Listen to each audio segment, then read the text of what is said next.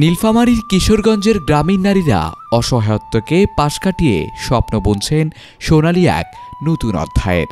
টানাপোড়েনের সংসারে world vision থেকে বিভিন্ন প্রশিক্ষণ ও সহায়তা নিয়ে হয়ে উঠেছেন উদ্যোক্তা, অর্জনও করেছেন জয়িতা পুরস্কার।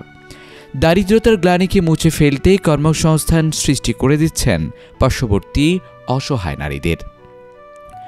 নীলফামারীর কিশোরগঞ্জের প্রত্যন্ত অঞ্চল মসরুর পালায়ন পুকুরের আসমা বেগমকে কয়েক বছর আগেই অসুস্থ স্বামী ও সন্তানদের নিয়ে খেয়ে না খেয়ে দিন কাটাতে হয়েছে।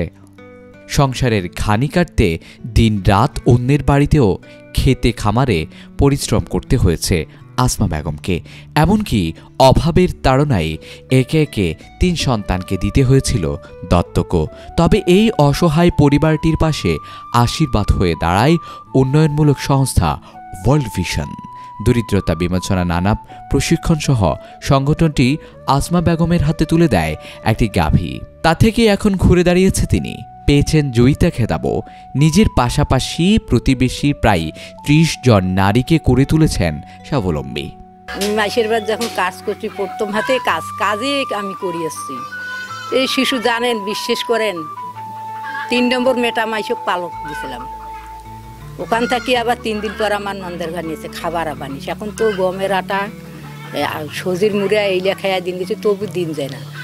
আবার মনে কর ৪ নম্বর মেটাও আমি মাইসক দিয়েছিলাম, যেটা আমার আরসি শিশু ওটাও মাইসক দিয়েছিলাম। পোষানি এত কষ্ট আমার মাইসের বাড়িতে মনে কর যে ভুট্টা ছিলাছি, ভুট্টার কাজ করছি, আলু নেলাছি, ধান পাট তবু আমি নেলাছি। বিশ্বাস করেন মাইসক পুষ করেন যে এটা আমার বান্দা কথা বা এটা আমি বানে কইছি, এটা একটাও নয়, বাস্তবের কথা। যে আমার স্বামী নাই, আমার স্বামী ছিল খুব অসুস্থ, সবসময় অসুখ ভরা ছিল। এই কষ্ট করি শিশুরে মনে কর যে 5টা মেয়ে 2টা ছেলে, ছেলে 2টায় মানে 4টে মেয়ের পর ছেলে 2টা হয়েছে। ছেলে তো ছোট ছোট, ওর বাবা তো মারা গেল মনে করো 15ই আগস্ট মারা গেছে। 15ই আগস্ট মারা গেছে। সেখনও খুব কষ্ট, ঔষধ করে পাইনি ঠিক মতন। এই যে বাস্তব ভিটাটা দেখেছেন, এটাও বিক্রি করা কথা ছিল। পরে আমি একটা ট্রেনিং পেয়েছিলাম বিটিপি থেকে, যে একটা গাছ লাগাইলে 50 থেকে 1 লাখ টাকা হয়। এই গাছ একটা তো বাড়ি ভিটাটা গাছ না গাছের টাকায় হয়ে যায়। আমি রিসার্চ করি দেখি এই ভিটাটা 8,000 টাকা কালি করছিল। এই ভিটাটা গোটাই নিচ্ছিল একজন, একা দিয়ে দিতাম।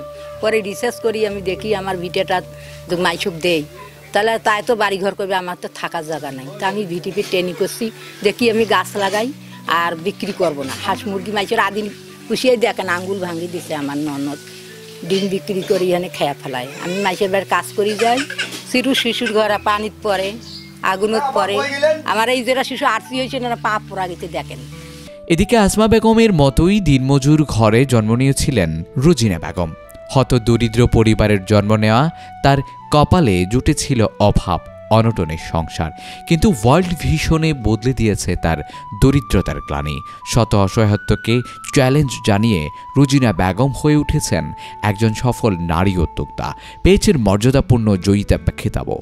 ভিটে মাটিহীন এই রোজিনা বেগম অন্যের জমি লিজ নিয়ে করেছেন ভিন্ন শাকসবজি চাষ। নিজের চাহিদা মিটিয়ে বিনামূল্যে দিচ্ছেন প্রতিবেশীদেরও। এখন 2 সন্তানকে নিয়ে স্বামীর অটো রিক্সা আর নিজের মুদি দোকানের রোজগারে তারা বেঁধেছেন সুখের সংসার। আমার সংসার জীবনে হচ্ছে আমি সম্পর্ককে বিয়ে করেছি। আমার সংসারে খুব অভাব ছিল। দিনে আনি দিন খাইতাম, 2 বেলা ভাত জুটতো না, 1 বেলা খেয়ে দিন কাটাইতাম, অন্যের বাড়িতে কাজ করতাম। এরকম করে দিন কাটতে কাটতে স্বামী বেকার ছিল, তারপরে একটা কারখানায় রাখছিলাম। ওখানে কারখানায় থাকি গিয়ে ইনকাম করার পর মনে করেন যে কিছুটা আয় হয়েছিল, শ্বশুর শাশুড়ি নিয়ে সংসার ছিল। তারপর আমিও অন্যের বাড়িতে কাজ কাম করি খাইতাম।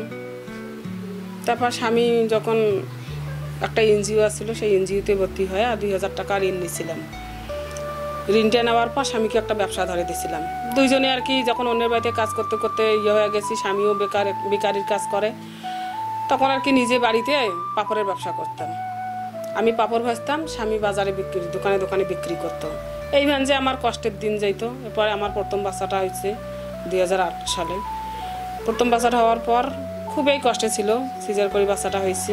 ভাতের নাগাল পাই নেই, দিন আনি দিন খাইতাম, খুব কষ্ট। তারপরে মনে করেন যে দিন গাইতে গাইতে ব্যবসা দুজন স্বামী স্ত্রী করতে করতে করতে করতে 2011 সালে ওই যে অলভিশনটা আসছিল, ওখানে আমার বাচ্চাটাক দিয়ে কিছু আর কি আর্থিক সহযোগিতা পাইছিলাম। মূলত শিশুদের কল্যাণ সাধনে কাজ করে থাকেন ওয়ার্ল্ড ভিশন। পিছিয়ে পড়া জনগোষ্ঠীর শিশুদের কল্যাণ সাধনের তাদের পরিবারকে ক্ষমতায়ন বা সক্ষমতা অর্জনের সহায়তা করে থাকে ওয়ার্ল্ড ভিশন। এতে শিশুদের কল্যাণ সাধনে সচ্ছল হয় অনেক পরিবার। অসহায়ত্বের গ্লানি দূর করতে সামান্য পুঁজি হলেও কঠোর পরিশ্রমের মাধ্যমে প্রতিটি পরিবার গড়ে উঠবে উদ্যোক্তা, এমনটাই প্রত্যাশা সর্বমহলের।